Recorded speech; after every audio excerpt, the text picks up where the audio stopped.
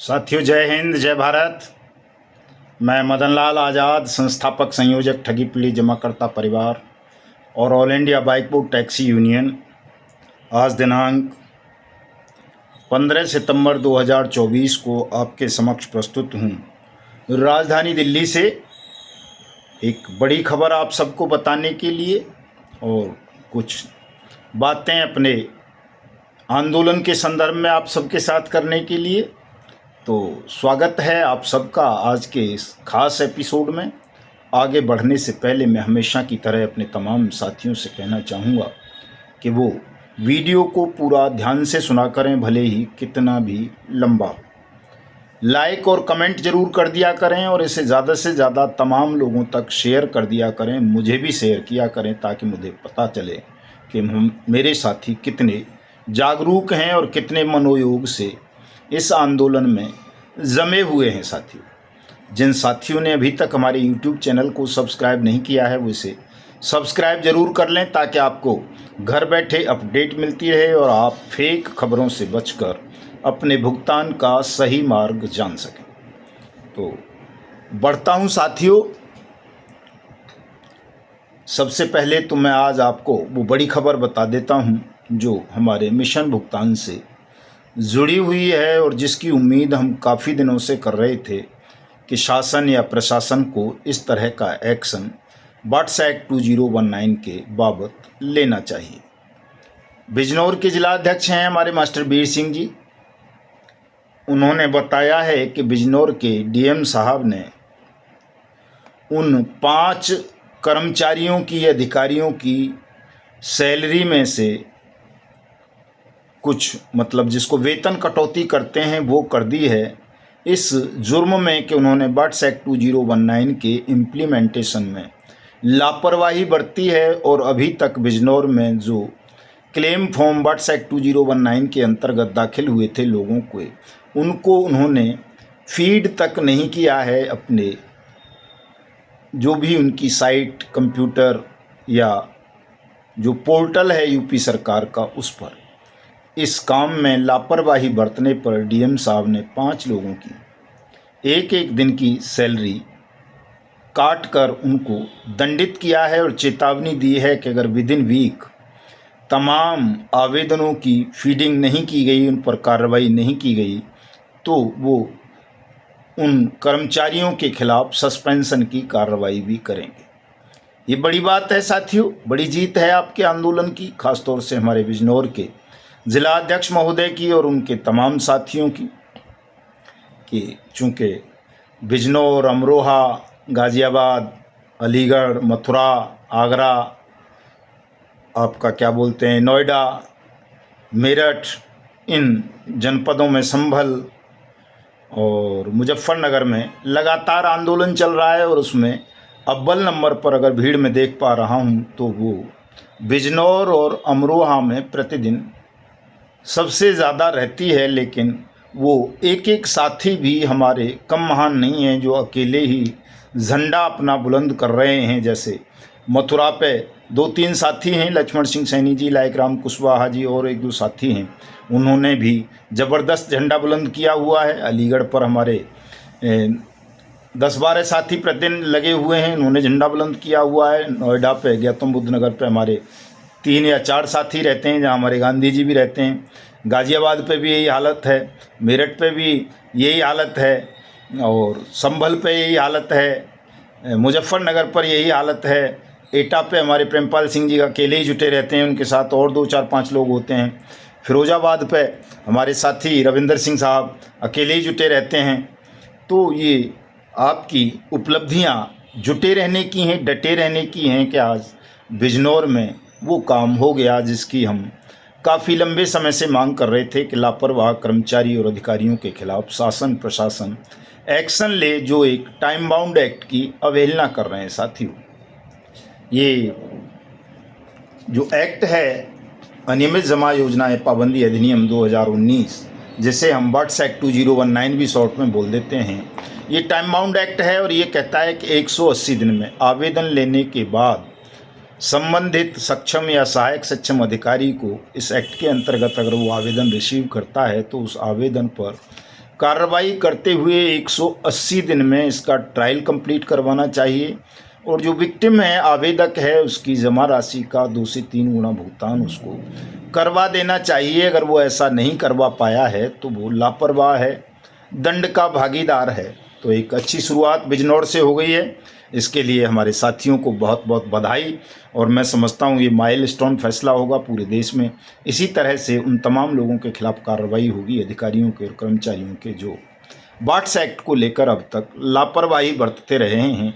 और ये उन लोगों के मुंह पर भी तमाचा है जो बाट्स एक्ट को लेकर, उत्तर प्रदेश को लेकर, खासतौर से हमारे संगठन को लेकर अफवाह फैलाते रहते हैं कि उत्तर प्रदेश में बाट्स एक्ट की नियमावली को सेंट्रल गवर्नमेंट ने अभी तक अप्रूवल नहीं दिया है, इसलिए उत्तर प्रदेश में बाट्स एक्ट अप्लाई नहीं है। साथी जिलाधिकारी महोदय के बयानों के अनुसार, जैसा कि मास्टर वीर सिंह जी ने मुझे बताया है, उन्होंने कहा कि सब प्रत्येक ज़िले पर 5 लोगों को 1 साल से वेतन इसी काम का दिया जा रहा है कि वो बाट्स एक्ट के आवेदनों पर कार्रवाई करें, बाट्स एक्ट के अंतर्गत पीड़ितों का भुगतान कराएं। तो आप समझ सकते हो ये कितनी बड़ी लापरवाही और कितना बड़ा करप्शन है। जो हम अगर आंदोलन नहीं करते हमारे साथी, तो ये करप्शन न उजागर होता, न ऐसे लापरवाह अधिकारियों के खिलाफ कोई कार्रवाई होती। तो साथियों, जमे रहो, मांग को लगातार उठाते रहो। ये असहयोग आंदोलन निरंतर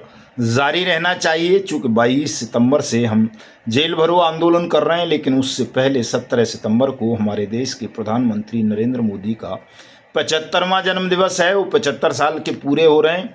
तो इस अवसर पर उनको जन्मदिवस की बधाई भी देंगे, साथ साथ उनसे इस्तीफा भी मांगेंगे कि वो अब प्रधानमंत्री पद का त्याग कर दें। चूँकि वो बाट्स एक्ट जैसे क्रांतिकारी कानून को 5-5.5 साल बाद भी देश भर में इम्प्लीमेंट करवाते हुए लोगों का, करोड़ों लोगों का भुगतान नहीं करवा पाए हैं। इसलिए उन्हें अपनी विफलता और अनर्गल बयानबाजी को स्वीकार करना चाहिए और प्रधानमंत्री जैसे गरिमामयी पद को त्याग देना चाहिए। और अगर वो पद नहीं त्यागते हैं, सत्ता के लोभवश या किसी और कारण से, तो कम से कम इतना ज़रूर कर दें कि जो KBCL Kalpataru Bultech corporation of India limited के मालिक CMD राजनाथ सिंह, रक्षा मंत्री के रिश्तेदार जयकिशन राणा की जो कंपनी में भागीदारी थी, भारतीय जनता पार्टी के विधायक पूरन प्रकाश की, जो मथुरा जनपद की ही एक बलदेव सीट से विधायक है और 5वीं बार का विधायक है। पहले वो राष्ट्रीय लोकदल में भी रहा है, चौधरी अजीत सिंह की पार्टी का रहा है, बाद में BJP से भी 2 बार विधायक बना है। उसके खिलाफ ED को अपनी जांच में मनी ट्रेल मिल गया है और वो आदमी अभी तक सलाखों से बाहर है, लोगों को डरा रहा है, धमका रहा है।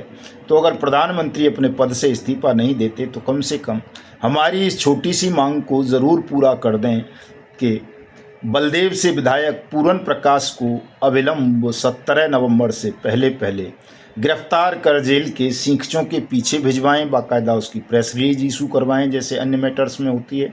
और जब मुख्यमंत्री तक जेल जा सकते हैं ED की कार्रवाई के अंतर्गत, तो एक विधायक की औकात ही क्या है? क्या उस विधायक को इसलिए बचाया जाएगा जिसने लाखों लोगों का पैसा हड़पा है कि वो भारतीय जनता पार्टी का विधायक है और उत्तर प्रदेश और केंद्र में भारतीय जनता पार्टी की सरकार है। अगर ये भेदभाव के कारण उसको बचाया जाता है, तो ऐसी सरकार के खिलाफ हमें असहयोग आंदोलन करने का पूर्ण अधिकार है और ऐसी सरकार को हम जनमत पैदा करके सत्ता से उखाड़ फेंकने का पुनः संकल्प लेंगे।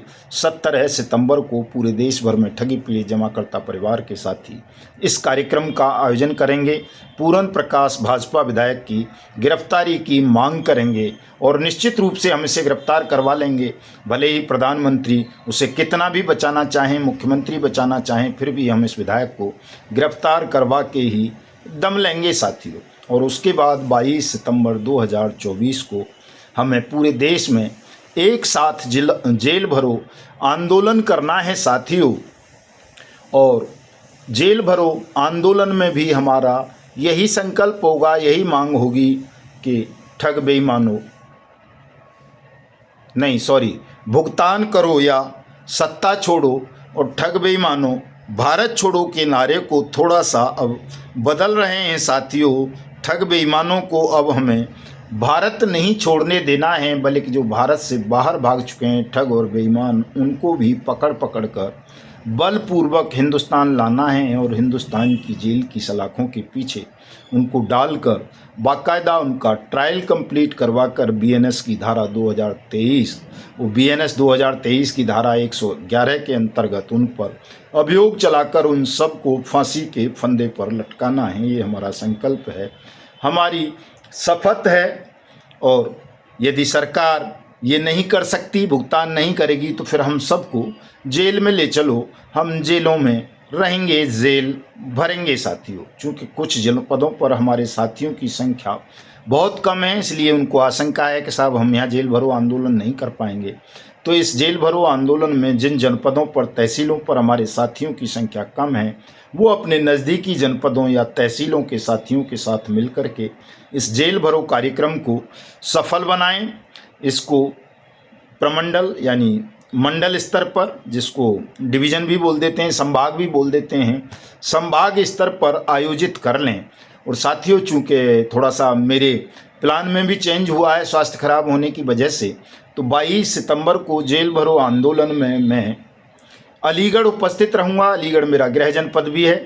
तो जिन जनपदों पे, आसपास के जनपदों पे हमारे साथियों की संख्या कम है, जिन्हें ये लग रहा है कि 22 सितंबर को वो 2-3-5 हज़ार लोग इकट्ठे नहीं कर पाएंगे जेल भरो आंदोलन में, वो सब अलीगढ़ आ सकते हैं। आइए अलीगढ़, चूँकि मैं स्वयं आपके साथ अलीगढ़ पर ही अपनी गिरफ्तारी दूंगा। और जेल भरो का मतलब साथियों मैं आपको बता दूं कि जेल किसी को भेजने की हिम्मत इस सरकार में नहीं है, किसी को जेल नहीं भेजा जाएगा। ये केवल औपचारिक गिरफ्तारी होगी, औपचारिक कार्यक्रम होगा। कोई जेल वेल भेजने की ताकत इस सरकार के पास नहीं है, चूँकि आपकी जो मांग है वो बिल्कुल पूरी तरह न्यायपूर्ण है, सत्याधारित हैं, कानूनी है। इसलिए आपको जेल भेजकर सरकार अपने गले में फांसी का फंदा डालना नहीं चाहेगी। और अगर डाल ले वो फांसी का फंदा हमारे साथियों को, हमको जेल भेज दे, तो ये तो सोने पर सुहागा होने वाली बात हो जाएगी। हम बहुत जल्दी जेल से भी आमरण अनशन करके, सत्याग्रह करके बाहर आ जाएंगे, देश को जगाएंगे और इस ठग बेईमान सिस्टम को धूल में मिला देंगे साथियों। और देश को ठग बेईमानों से आज़ादी दिलाते हुए आप सबका भुगतान कराएंगे। देश के निर्दोष एजेंट साथियों को सुरक्षा, सम्मान, पुनर्वास, रोजगार का गारंटी वाला अधिकार प्रदान करेंगे। तो इसलिए कोई साथी घबराना मत। जो साथी अलीगढ़ पहुंचना चाहें वो 22 तारीख को सुबह 10 बजे अलीगढ़ पहुंच जाएंगे। और रविवार का दिन है साथियों, रविवार का दिन जानबूझकर अच्छी तरह सोच विचार करके रखा गया है। छुट्टी का दिन समझकर इसको लापरवाही से मत लेना। अवकाश का दिन इसलिए रखा गया है ताकि हमारे तमाम साथी ज़्यादा से ज़्यादा जुट सकें और प्रशासन को भी अपनी छुट्टी कैंसिल करके उस दिन की रविवारी अवकाश की आपके स्वागत सत्कार के लिए वहां उपलब्ध रहना पड़े, इसलिए रविवार का दिन रखा गया है। तो ये रविवार का ही है। तमाम साथी अपने अपने क्षेत्रों में इसका जोर शोर से प्रचार करें। 17 सितंबर का भी, 22 सितंबर के जेल भरो आंदोलन का भी, 23 तारीख को मैं बाराबंकी पहुंच रहा हूं, 19 को मैं बिजनौर रहूंगा और 2 अक्टूबर को साथियों हमारा, अगर 2 अक्टूबर से पहले भुगतान की प्रक्रिया आरंभ हो जाती है तो बहुत अच्छी बात है, असहयोग आंदोलन भी वापस ले लेंगे। नहीं तो 2 अक्टूबर को गांधी जयंती के अवसर पर हम देश भर में अपने 150 आत्म बलिदानियों के साथ आमरण अनशन पर बैठेंगे। मैं स्वयं भी आमरण अनशन पर बैठूंगा और जब तक आप सबका भुगतान नहीं हो जाता, निर्दोष एजेंट साथियों को सुरक्षा, सम्मान, रोजगार और पुनर्वास का अधिकार नहीं मिल जाता और देश ठगमुक्त बेईमान रहित राष्ट्र राज्य के रूप में स्थापित नहीं हो जाता, तब तक हम अन्न जल त्याग देंगे बिल्कुल भी साथियों। और इस बेईमान सिस्टम को सत्याग्रह के माध्यम से उखाड़ कर फेंक देंगे। तो वो कहा था ना मैंने, एक और नारा है कि चाहे जो मजबूरी हो, चाहे जो मजबूरी हो, मांग हमारी पूरी हो, भुगतान करो या सत्ता छोड़ो, ठग बेईमानो होश में आओ, फांसी को तैयार रहो, प्रधानमंत्री इस्तीफा दो या पूरन प्रकाश को गिरफ्तार करो। ये नारे भी आपको अब लगाने हैं साथियों, और पूरे ज़ोर शोर से बेखौफ होकर के लगाने हैं, डरना मत बिल्कुल साथियों। और बिटकॉइन के नाम पर, हमारे देश में क्रिप्टो करेंसी के कारोबार के नाम पर साथियों इस साल 24 अरब डॉलर का चूना लगा है। इसलिए इस गोरख धंधे से भी बाहर आ जाओ। ठगी बहुत बड़े पैमाने पर चल रही है। एक और खबर में पढ़ रहा था अभी, फेक ट्रेडिंग ऐप के जाल में फंसकर महिला ने गंवाए 53 लाख। जाल 7 अंतर्राष्ट्रीय खातों में ट्रांसफ़र कर रहे हैं हिंदुस्तानियों की रकम। ये मामला भी बहुत तेज़ी से इस वक्त ठगी का देश भर में चल रहा है, और तमाम लोग इस ठगी का शिकार बन रहे हैं कि ठगों ने सरकारी बैंकों की, निजी बैंकों की इस तरह की ऐप्स बना करके, ट्रेडिंग ऐप्स बना करके शेयर मार्केट की लोगों को ठगना शुरू कर दिया है। इससे सावधान रहें साथियों। और हैदराबाद, तेलंगाना की राजधानी से भी एक बड़ी खबर आ रही है कि हैदराबाद में एक ठग कंपनी ने वहाँ के ही नहीं, मतलब पूरे देश और दुनिया के लोगों को भी उसमें ठगा गया है। लाखों लोगों को ठगा गया है। ये DKZ टेक्नोलॉजीज़ नाम की एक कंपनी है जिसने बहुत सारे लोगों को निवेश के नाम पर ठगी का शिकार बनाया है, और ये कंपनी भाग गई है। और इसके भागने से वहाँ के निवेशक, जिनका पैसा, वो सब निवेशक अमीर लोग हैं जिनका करोड़ों करोड़ों का निवेश हुआ है इस कंपनी में, बड़ी भारी ठगी की थी। ये कोई सामान्य जनों के साथ ठगी की योजना नहीं है। तो वहाँ प्रदर्शन करने आरंभ कर दिए हैं। तो साथियों, मेरा कहने का भाव ये है कि पूरा देश ठगों के खूनी पंजों में इस वक्त फंस चुका है, और हमारा आपका सबका प्रथम दायित्व, प्रथम कर्म, प्रथम धर्म ये बनता है कि हम ठगों की जी तोड़ खिलाफत करें, निर्भीकता के साथ खिलाफत करें। शासन से, सत्ता से, बेईमानों से बिल्कुल डरें नहीं, आगे बढ़ें। आप जीत के मुकाम पर खड़े हो गए हो साथियों। संसार की कोई भी ताकत अब आपको जीतने से रोक नहीं पाएगी, आपका भुगतान नहीं रोक पाएगी। जो साथी अभी तक घरों में छुपे बैठे हैं वो भी अपने अंदर उत्साह पैदा करें, जीवन की ललक पैदा करें। आपका पैसा आपको वापस मिल जाएगा। आप इस जंगे मैदान में उतरिए ठग और बेईमानों के खिलाफ। चूँकि अनिश्चितकालीन असहयोग आंदोलन हमारा पूरे देश में चल रहा है, और ये उस हर कंपनी के खिलाफ है जिसने भी आपसे जमा योजनाओं के नाम पर, रियल एस्टेट के नाम पर, बोनस के नाम पर, इंश्योरेंस के नाम पर, रिटर्न के नाम पर, ब्याज के नाम पर, या किसी और नाम पर, रोज़गार के नाम पर कोई पैसा लिया है, और वो पैसा आपको अगर वापस नहीं मिला है तो आप भी हमारे इस आंदोलन में सम्मिलित हो सकते हैं। आपके लिए भी ये आंदोलन है। बट्स एक्ट 2019 देश के प्रत्येक ठगी पीड़ित को उसके भुगतान की गारंटी का अधिकार प्रदान करता है। इसमें ऐसा कहीं कोई प्रोविज़न नहीं है कि साहब 2019 के बाद वालों को ही मिलेगा, उसके पहले वालों का भुगतान नहीं मिलेगा। सबका मिलेगा साथियों, चाहे 1950 से लेकर के क्यों ना किसी के साथ ठगी हुई, हम उसका पैसा भी इसी एक्ट के अंतर्गत आपको वापस दिलाएंगे। ये हमारी गारंटी है। आप भ्रमित ना हों। ठग और ठगों के दल्ले बहकाते रहते हैं कि इस राज्य में नहीं है, उस राज्य में नहीं है। ये पूरे देश के लिए कानून है, इंक्लूडिंग जम्मू कश्मीर लद्दाख तक। जो और कानूनों से बाकी था ये भूभाग हमारे देश का, ये कानून उसमें भी लागू होता है, और ये सब पर लागू होता है। सबका भुगतान होगा साथियों। इसलिए संदेश को सब तक पहुंचाओ। सब इस कार्यक्रम से जुड़ें, जेल भरो आंदोलन करें, आमरण अनशन में हिस्सा लें, और जो कार्यक्रमों की घोषणा होती जाए सभी कार्यक्रमों में शिरकत करें। और जिन राज्यों में चुनाव है साथियों, उन राज्यों में कोई भी साथी भारतीय जनता पार्टी को वोट ना करें, चूँकि भारतीय जनता पार्टी को नंबर 1 शत्रु मान करके चलना है। केंद्र में उसकी सरकार है, ज़्यादातर राज्यों में उसकी सरकार है। फिर भी उसने बट्स एक्ट 2019 बन जाने के बाद 5.5 साल में भी किसी एक व्यक्ति का भुगतान नहीं किया है। और अब तो मुंह में दही जम गई है प्रधानमंत्री के में, वो बट्स एक्ट का नाम तक नहीं लेते, न उनकी वित्त मंत्री लेती है, बल्कि उन्होंने इस एक्ट को कमज़ोर करने के लिए सहारा CRC पोर्टल जैसा, NCLT जैसे, सेबी रिफंड जैसे अनेक फर्जीवाड़े किए हैं। बहुत सारे लिक्विडेटर फर्जी तरीके से इस कानून को बाईपास करते हुए अपॉइंट कर दिए हैं, जो संसद की और इस कानून की सीधे सीधे अवमानना है साथियों।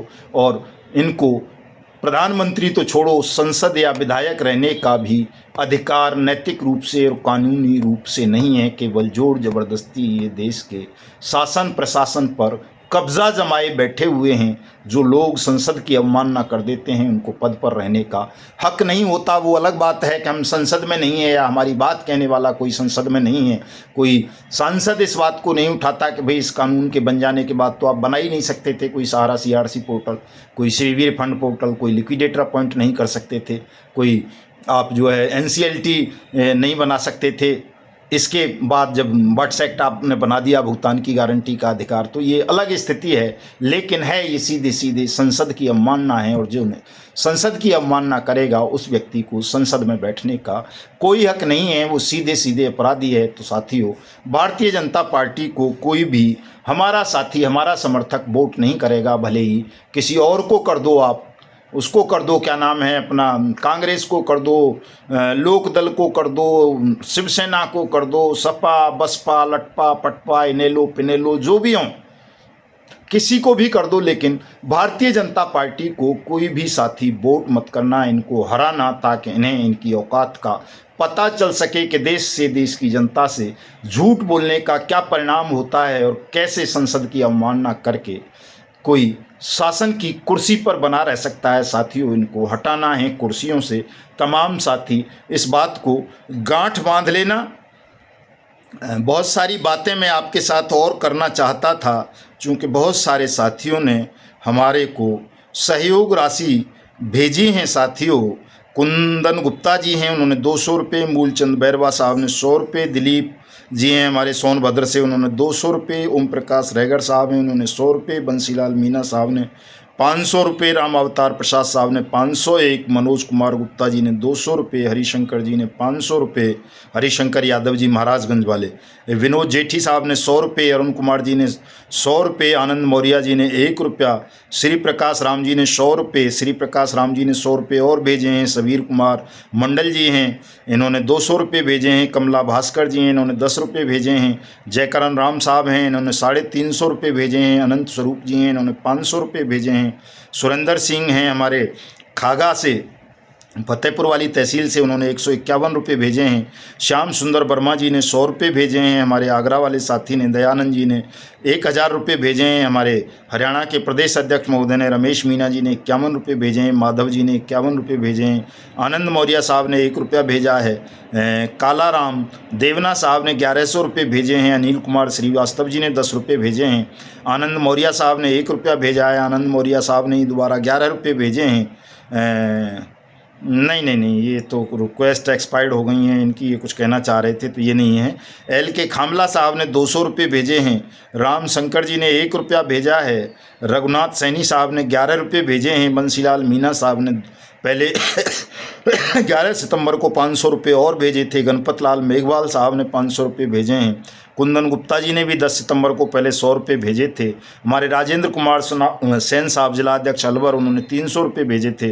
कुंवरपाल सिंह हमारे अलीगढ़ वाले, उन्होंने 251 रुपये भेजे हैं। मनीष कुमार खरे साहब ने 100 रुपये भेजे हैं। मिस्टर धर्मवीर हैं, उन्होंने 1 रुपया भेजा है। आनंद कुमार धुरिया साहब हैं हमारे बहुत एक्टिव साथी हैं, उन्होंने 2000 रुपये की सहायता राशि भेजी है। जय नारायण गुजर साहब हैं राजस्थान से 10 रुपये। रामदास साहू जी हैं, उन्होंने 101 रुपये भेजे हैं। और देवराव दूधवले साहब ने 1100 रुपये। दानवीर सिंह ने 51 रुपये। जगदीश जी ने हमारे जयपुर से 500 रुपये। बंसीलाल मीना साहब ने 6 सितंबर को किसी साथी को सदस्यता दिलाई होंगी तो 1000 रुपये और भेजे हैं। जितेंद्र चौहान हैं हमारे मेंबर हैं वाराणसी से, उन्होंने 51 रुपये भेजे। दुलीचंद जी ने 100 रुपये। जनार्दन शाह साहब ने 10 रुपये। अप्पा साहब बुगाड़े साहब ने 5 सितंबर को 5000 रुपये भेजे थे, कर्नाटक के प्रदेश अध्यक्ष हैं हमारे। सुभाष चंद्रा जी ने 100 रुपये भेजे थे। साथियों, MP शर्मा जी ने 660 रुपये भेजे थे। पूरन सिंह जी ने 100 रुपये भेजे थे। संजय कुमार जावलकार साहब ने 100 रुपये भेजे थे। मनोज कुमार जी ने 251 रुपये भेजे थे। नागेश्वर कुमार साहब ने 101 रुपये। मलखान प्रजापति जी ने 101 रुपये। सरवन जी ने 100 रुपये। सरवन जी ने फिर 100 रुपये। और इस तरह से उन्होंने 300 रुपये भेजे टोटल 4 सितंबर को। 3 साथियों को मेंबरशिप दिलाई होगी। कन्हैया लाल चौधरी साहब ने 1 रुपया भेजा है। हरिओम गंगवार साहब ने 51 रुपये। मिस्टर विजय कुमार राजपूत हैं, उन्होंने 500 रुपये। जेसी पाल साहब हैं, उन्होंने 201 रुपये। दानिश कलाल साहब ने 200 रुपये। दिलीप सुराणा साहब ने 20 रुपये। ये बसप्पा साहब हैं कर्नाटक से, इन्होंने 100 रुपये। MP शर्मा जी ने 3 सितंबर को और 500 रुपये भेजे थे। उमेश शर्मा जी ने नहीं, ये नहीं, यामीन खुर्जा से हैं साथी, उन्होंने 200 रुपये। कुंदन गुप्ता जी ने भी 3 सितंबर को 100 रुपये भेजे हैं। सफरुद्दीन साहब हैं, उन्होंने 101 रुपये भेजे। कालीराम मार्को साहब ने 200 रुपये भेजे। अंकित जी ने 100 रुपये भेजे। अंकित जी ने फिर 100 रुपये भेजे हैं। राम सुमेर साहब ने 50 रुपये भेजे हैं। और हरिंदर सिंह आगरा से 1 रुपया भेजा था उन्होंने। रामेश्वर प्रसाद जी ने 1100 रुपये भेजे थे। दिलीप सुराणा साहब ने 2 सितंबर को 100 रुपये भेजे थे। मिहीलाल साहब ने 220 रुपये 2 सितंबर को ही। गयूर अब्बास साहब हैं, 2 सितंबर को उन्होंने 10 रुपये भेजे। अजय भट्टी साहब हमारे जो राष्ट्रीय महामंत्री हैं, मीडिया हेड के प्रमुख, उन्होंने 1000 रुपये 2 सितंबर को। मीठालाल मीना साहब ने 200 रुपये 2 सितंबर को। मिस्टर हरिशंकर साहू जी ने 220 रुपये। रामवीर सागर साहब ने 500 रुपये। पियांशु कुमार साहब ने 1 रुपया। राजन साहनी साहब ने गोरखपुर से 1 रुपया। गया प्रसाद सिंह ने 51 रुपये। लक्ष्मण प्रसाद कश्यप 100 रुपये। दिलीप सुराणा साहब ने 311 रुपये 1 सितंबर को और भेजे थे। सौरभ गिरधर साहब ने 500 रुपये। हनीफ भाई उस्मान भाई ने 100 रुपये। देवेंद्र शर्मा जी ने 11 रुपये। मीठालाल मीणा साहब ने 800 रुपये। ये हैं सुधाकर साका जी साहब ने 101 रुपये। पंकज कुमार सोनी साहब ने 201 रुपये। सुरज्ञान साहब ने 1 सितंबर को 100 रुपये। राधा रमन साहब ने 1 रुपया। उत्तम चंद जैन साहब ने 501 रुपये। अंकुर कुमार साहब ने 500 रुपये। अच्छा, ये हमारे रामस्वरूप राष्ट्रीय उपाध्यक्ष जी के पुत्र हैं शायद। रोहिणी प्रसाद जी ने 10 रुपये। कृष्ण कुमार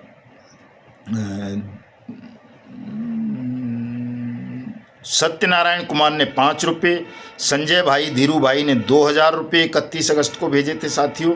और हीरा लाल जी ने 50 रुपये। पवन शर्मा जी ने 500 रुपये। पवन शर्मा जी 1 रुपया। कंचन सक्सेना जी ने 500 रुपये। गोपाल मौर्य साहब ने 200 रुपये। ईश्वर मल साहब ने 500 रुपये। कुंदन गुप्ता जी ने 100 रुपये। जसवंत सिंह ने 200 रुपये। गुलाब सिंह जी ने 551 रुपये। ये हमारे डॉक्टर साहब हैं गाजियाबाद वाले जिला अध्यक्ष।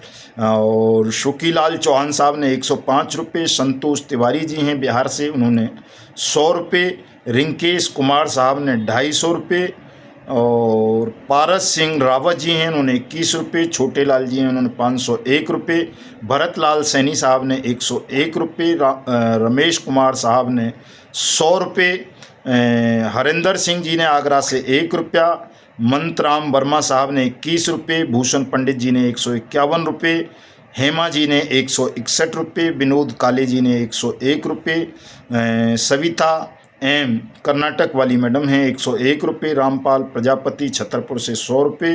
राम प्रताप धनोटिया साहब ने 400 रुपये। मामचंद तंवर साहब हैं हमारे राजस्थान अलवर से, उन्होंने 1000 रुपये। डॉक्टर करमवीर साहब हैं पलवल से, उन्होंने 500 रुपये की सहयोग राशि, ये साथियों 31 अगस्त से लेकर आज तक की सहयोग राशि का विवरण मैंने आपको उपलब्ध कराया है। एक रामप्रीत प्रसाद साहब और हैं, उन्होंने 200 रुपये अभी भी थोड़ी देर पहले सहयोग राशि हमको भेजी है इस आंदोलन को राष्ट्रव्यापी रूप देने के लिए, इसे सुचारू करने के लिए। तो मैं आप सबसे भी अनुरोध करूंगा कि तमाम साथी, चूँकि बड़ा आंदोलन है और हम धन पशुओं से धन ले नहीं रहे, किसी पॉलिटिकल पार्टी से नहीं ले रहे, किसी NGO से नहीं ले रहे, किसी यूनियन से, किसी मंदिर मस्जिद गुरुद्वारे मठ बौद्ध विहार इत्यादि की भी हमको कोई सहायता की आवश्यकता नहीं है। चूँकि हमें एक अभिनव क्रांति करनी है, पीड़ितों के धन से पीड़ितों को नेता बनाकर इस लड़ाई को जीतना है। इसलिए इसमें पीड़ितों का ही उत्तरदायित्व बनता है कि वो सब भले ही 1 रुपये की सहयोग राशि दें, लेकिन सहयोग अवश्य करें और आपके ज़िलों में, तहसीलों में जो आंदोलन चल रहे हैं उनमें सहभागिता निभाएं, वहाँ भी हमारे साथियों की सब मदद करें। तो मिलता हूँ कल। जय हिंद, जय भारत साथियों।